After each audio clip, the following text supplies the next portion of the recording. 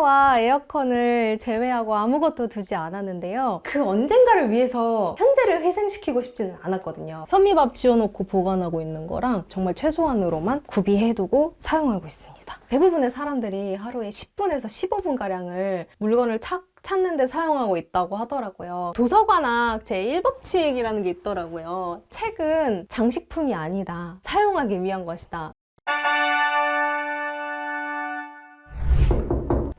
안녕하세요. 안녕하세요. 정리마켓 시청자 여러분들. 최연수 출연자 이은홍 주부라고 합니다. 26살이고 지금 일과 학업을 병행하고 있습니다. 저희 집의 각 공간의 특성에 맞게 제가 미니멀리즘에서 배운 가치들을 하나둘씩 소개해 드리도록 하겠습니다.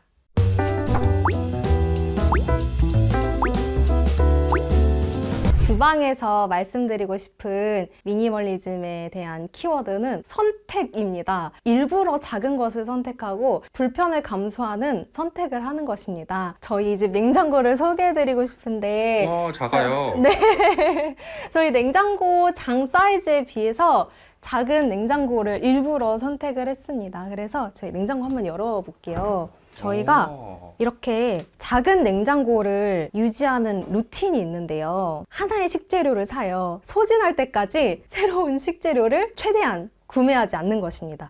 다른 메뉴가 먹고 싶을 땐 어떻게 해요? 다른 메뉴가 먹고 싶을 때요? 그날 먹을 만큼만 양을 사고 있습니다. 현미밥 지어놓고 보관하고 있는 거랑 그리고 오늘 남편 저녁 만들어줄 사골 육수, 밀푀유 나베를 만들 예정입니다. 정말 최소한으로만 구비해두고 사용하고 있습니다. 냉동실도 마찬가지로 곧 요리할 것, 그리고 얼음 여분. 이거 좀 말씀드리고 싶은 게 저희가 얼음 정수기를 사용하고 있는데 가끔 안 나올 때가 있어요. 닳아서. 그럴 경우를 미리 대비해가지고 얼음을 좀 미리 받아 놓으시면 좋을 것 같습니다. 여기는 반찬통존. 고무장갑을 네. 닫고요. 이렇게 해주면 이렇게 빠집니다. 여기 밑에는 영양제 여분이랑 제 조리 도구가 들어가 있는데 냄비 2개랑 웍 하나, 계란 후라이팬 하나가 제 조리 도구의 전부예요. 에어프라이어랑 그리고 커피 머신 두고 있어요. 커트러리는 여기에 있습니다. 우와, 컵이 이렇게 많아요? 저희가 손님이 오실 때 막 열 몇 분씩 오실 때가 계셔가지고 그럴 때를 대비해서 컵은 좀 많이 사놨어요. 일회용품 쓰기는 또 좀 마음이 아프고. 대가족인가요 혹시? 대가족은 아니고 이제 교회분들. 또 한 가지 저희가 주방에서 선택한 것이 있는데 바로 불편함을 선택한 것이라고 방금 말씀드렸잖아요. 식기세척기와 식기건조대가 없는데요. 식기건조대를 사실 가장 최근에 비웠어요. 네, 왜 비우게 됐냐면 설거지를 하고 나서 이렇게 소창 행주로 닦고 바로 찬장에 넣으면 굳이 식기건조대가 없어도 되겠다. 실제로 그렇게 사용을 해보니 크게 불편한 점이 없더라고요. 방금 이제 차를 드셨는데 예를 들면 이런 거죠. 쌀뜨물 비누인데 이 비누를 사용하고 나서부터는 고무장갑을 안 끼고 있습니다. 그리고 주부습진도 안 생기고 너무 좋은 것 같아요. 이것도 정리마켓에서 배웠어요. 이렇게 네, 세워줍니다. 마토통에다가 제 머리 고무줄 2개를 올려가지고 비누 받침대로 만들었어요. 소창수건을 삶는 게 사실 품이 좀 들기는 한데 세탁기 건조기에 삶음 기능이 있어가지고 애용하고 있어요. 제자리에 넣어줍니다. 진짜 거의 2인 세트 아니에요 이거는? 네, 2인 세트고 아이가 생겼을 때 과연 이런 루틴을 유지할 수 있을까가 사실 전 아직도 고민이고 미지수이거든요. 그래서 저희 목표는 그때 정리마켓에 한 번 더 출연해서 육아의 관문을 통과하고 있는 저만의 미니멀리즘을 또다시 소개해드리는 게 제 목표입니다. 그러면 지금 아이 계획은 하고 계시는 거예요? 2년 뒤로 생각하고 있습니다. 2년 뒤에 뵙겠습니다. 네.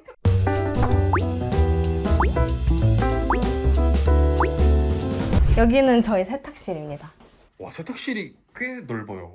네. 세탁실은 이렇게 여분의 휴지랑 세탁물이랑 저는 모든 청소도구를 사실 여기다가 보관을 해놓고 있는데요. 제가 세탁실을 정리하면서 배운 하나의 가치관이 있는데 청소용품들을 정리하기 위해서 바가지를 구매를 하려고 고르고 있었는데 그 1,000원, 2,000원짜리 물건들을 보면서 문득 든 생각이 일단 없이 살아보고 불편함이 있으면 그때 가서 사도 늦지 않겠다 이런 생각이 들면서 구매를 멈췄거든요. 1,000원, 2,000원짜리 물건을 하나 집에 들여오는 것에 대해서도 굉장히 많은 시간을 들이게 되고 굉장히 많은 생각을 하게 되는 것 같아요. 그러면서 또 신중함을 배우게 되는 것 같습니다. 그래서 안 사고 나니까 어떠셨어요? 안 사니까 오히려 없어도 되겠다라는 생각을 하게 됐어요. 고무 장갑도 이렇게 귀엽게 걸어놓으셨네요. 아, 네. 이게 렉이 원래 있었던 렉인데 고리가 있는 장갑이더라고요. 청소용 장갑 이렇게 걸어놓고 쓰고 있어요. 아, 너무 좋네요. 네. 세탁 루틴은 있으세요? 세탁 루틴이요? 건조나 세탁기? 따로 크게 없고 그냥 넣고 끝나면 여기 넣고 지금 가득 쌓여 있어가지고 돌릴 때가 됐습니다. 제가 자취할 때 쓰던 쓰레기통인데 큰 쓰레기통 있으면 자꾸 축적하게 되더라고요. 그래서 작은 걸 사고 자주자주 버리자 그런 주의입니다.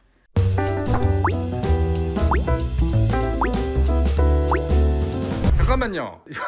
잠깐만요. 욕실에 들어가기 전에 저 네. 칫솔을 여쭤보고 싶습니다. 아, 칫솔이요? 이게 어떻게 여기 달려 있어요? 아, 칫솔을 욕실 안에 두면 습하고 세균 번식도 되게 쉬우니까 밖에다가 두고 싶은데 적절한 장소를 찾은 거죠. 이게 그 케이블 정리하는 거거든요. 이렇게 걸어둡니다.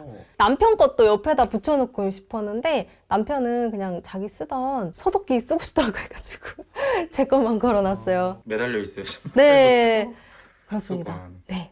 저희 욕실입니다. 비누를 쓰고 있는데 이렇게 걸어뒀습니다. 샴푸바, 얘는 바디바. 그냥 이렇게 뚫려 있어가지고 네, 이렇게 뚫려 있어요. 옆으로 넣는 거고. 네, 옆으로 이렇게. 그리고 욕실 안에 수건을 두고 싶지 않아서 이렇게 다 떼버렸고요. 문 밖에다가 보관을 하고 있습니다. 제가 욕실에서 말씀드리고 싶은 컨셉은 여분인데요. 불안함에서 비롯된 비축이 있을 수 있거든요. 1+1 행사 상품을 산다든지 저는 그런 여분을 최대한 두지 않으려고 하는 편이에요. 왜냐하면 그 언젠가를 위해서 현재를 희생시키고 싶지는 않았거든요. 그런데 제가 유일하게 여분을 두는 공간이 바로 이 화장실이에요. 그래서 이 장을 한번 열어볼게요. 제 세안용품들이 전부 정리가 되어 있는데 세정제, 리필용품 언젠가의 시점이 굉장히 명확하거든요. 무언가 여분을 둘 때 뭐 나중에 쓰겠지 하고 너무 열린 마음으로 그렇게 하시기보다는 쓸 시점을 명확하게 하신 후에 여분을 비축해 두시면 너무 좋을 것 같습니다. 남편이 다행히 저처럼 미니멀리즘을 추구하는 사람이라서 저는 괜찮지만 만약에 남편이 맥시멀이다라고 하시더라도 너무 조급해하지 않으셨으면 좋겠고 미니멀 라이프를 실행하면서 너무나 단순한 삶을 살고 있다는 거를 나의 어떤 존재로 표현을 해주면 그것이 또 영향력이 있지 않을까 하는 생각을 합니다.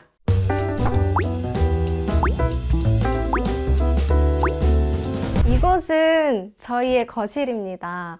이곳에서는 보시다시피 소파와 에어컨을 제외하고 아무것도 두지 않았는데요. 현재에 집중하자는 의미인데요. 제가 원하는 대로 이 공간을 사용할 수 있게 된다라는 여지인데 책도 읽을 수 있고 뭐 남편과 담소를 나눌 수도 있고 이제 식사하는 공간으로 변화할 수도 있습니다. 2년 뒤로 계획을 하고 있지만 나중에 아이가 생기게 되면 계획을 자유롭게 세울 수 있다라는 점이 빈 공간의 또 장점인 것 같습니다. TV를 일부러 안 두신 거죠? TV를 일부러 두지 않았습니다. TV를 두게 되면 TV를 보는 공간이라고 한정될 것 같다는 생각에서 두지 않았습니다.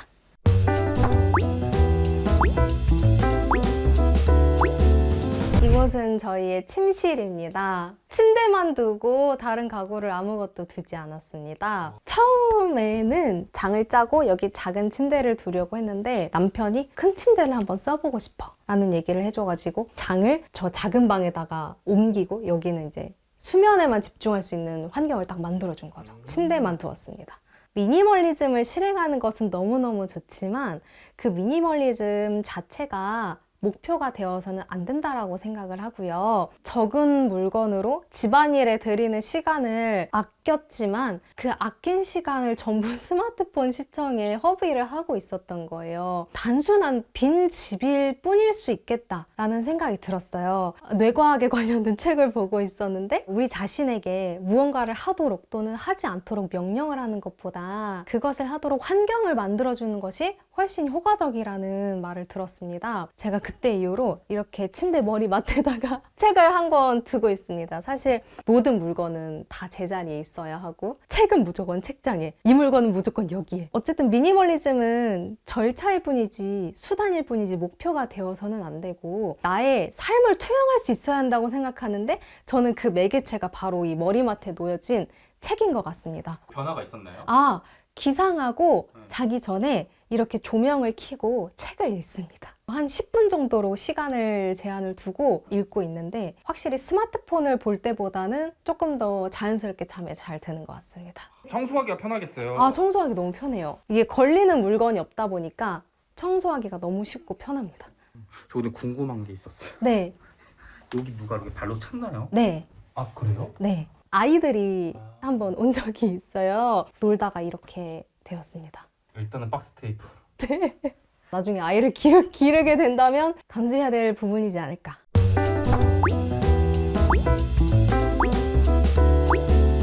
네, 여기는 저희의 옷방. 그리고 손님들이 오시면 이렇게 접이식, 이것도 정리마켓에서 그거 보자마자 너무 좋아가지고 샀어요. 이렇게 접어가지고 컴팩트하게 보관할 수 있다는 게 너무 장점이어가지고 이렇게 손님분들이 오시면 이제 옷걸이랑 이렇게 내어드리고 있습니다. 옷장입니다.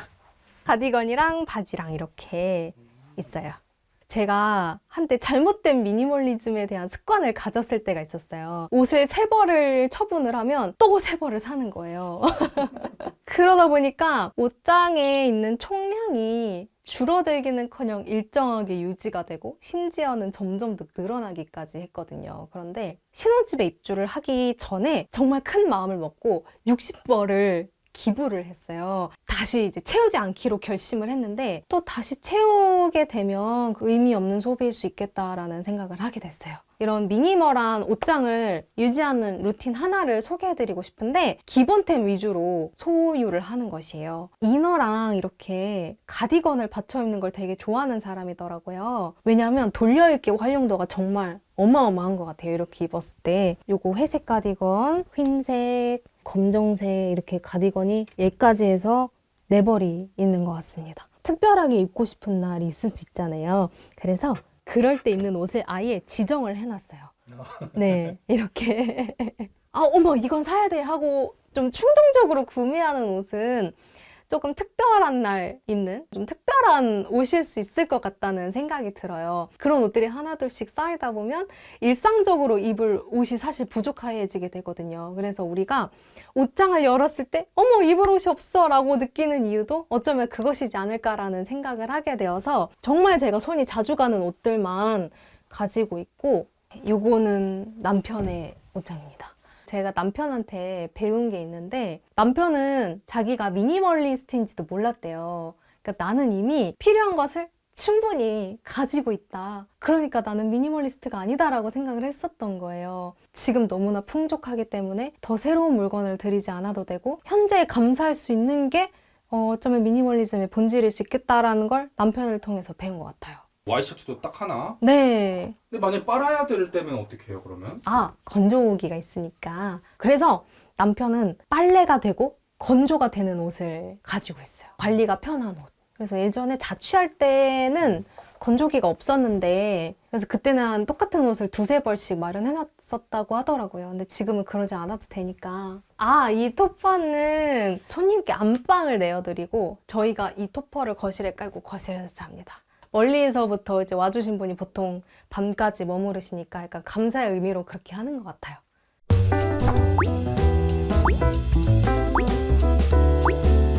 여기는 저희의 다이닝 룸이자 손님 맞이 공간이기도 하고 제가 공부하는 공간이기도 한데 제가 여기서 말씀드리고 싶은 두 가지 키워드는 바로 존중 그리고 사용입니다. 이 식탁은 남편과 제가 공용으로 사용하는 공간이기 때문에 서로를 존중하는 의미에서 이 공용 공간에는 아무 물건도 되도록이면 올려두지 않습니다. 그것이 저희 부부가 서로를 존중하는 하나의 표현인 것 같다는 생각이 들어요. 이렇게 음식 이렇게 차려놓고 제가 여기 앉고 남편이 이제 여기 앉아서 밥 먹고 대화하고 그리고 또 다 먹으면 또 바로 일어나서 치우고 또 책상 닦고 제가 요리를 하고 남편이 설거지를 합니다. 청소는 저랑 남편이 같이 합니다. 제가 아까 사용이라는 키워드에 대해서 언급을 했었는데 직장 생활이랑 학교 생활을 병행하고 있기 때문에 교과서랑 잘 읽는 책을 넣어놓을 장이 필요했어요. 여기서 좀 말씀드리고 싶은 것은 그 도서관학 제1법칙이라는 게 있더라고요. 책은 장식품이 아니다. 사용하기 위한 것이다. 저는 그 원칙에 따라서 이 공간에 앞으로도 다시 읽게 될 책만 보관을 하고 있습니다. 내가 읽은 책들을 전리품처럼 진열해두고 할 수도 있겠지만 다시 여러 번이고 펼쳐볼 책들만 보관을 하고 있는데 저자가 일본인 아내고요. 하와이에서 일본으로 이주를 해야 되는데 비행기 스케줄에 연착이 생겨가지고 짐이 3주 뒤에 온다라는 거예요. 짐이 도착을 안 하면 우리는 어떻게 살아야 되지라고 걱정을 많이 했는데 그 3주를 지내다 보니까 오히려 짐이 없는 삶이 더 편안했다는 거예요. 그리고 심지어는 미국에서 짐이 우리 집으로 도착하지 않아도 되겠다. 라는 생각을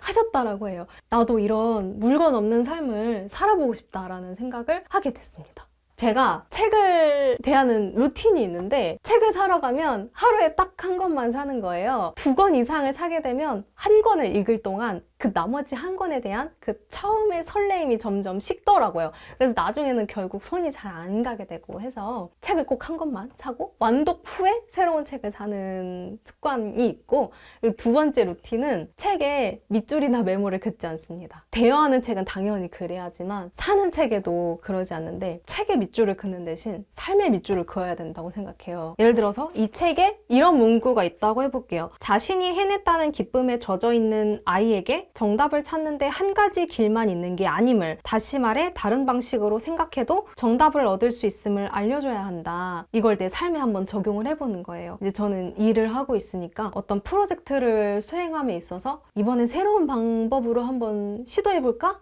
라는 생각을 하게 되는 거죠.